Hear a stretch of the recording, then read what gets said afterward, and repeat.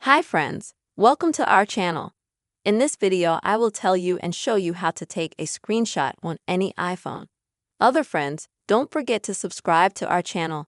Also put your likes under the video and write your comments. Well, let us get down to this topic. And if you may even be a new user of iPhone, then of course you will have a question about how you can take a screenshot on iPhone. In fact, it's very simple. To do this, you'll need to simultaneously press the mute button and the shutdown button, which are on different sides of the iPhone. So just press quickly and the screenshot is ready. If you click on it right away, you will have the option to edit it. For example, you can resize it by moving the frames that are there. You can also add something to it, for example, or you can immediately send it where you want it to go by clicking on the send button on the top right. If you have changed it, you want to save it, and choose where you want to save it, like gallery or files.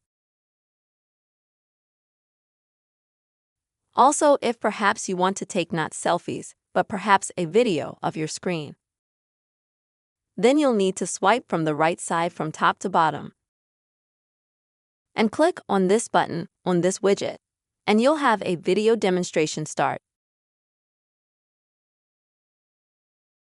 If you don't have the option, then click on the top left on the plus sign, then add the widget. And here, as you can see, there is a screen recording option. Just click on it to add it.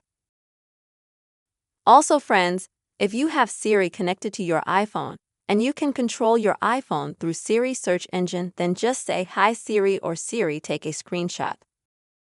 She will hear you and take a screenshot of your screen. Dear friends, with these methods you can easily take a screenshot on your iPhone. Don't forget, friends, subscribe to the channel, put your likes, and write your comments. See you soon.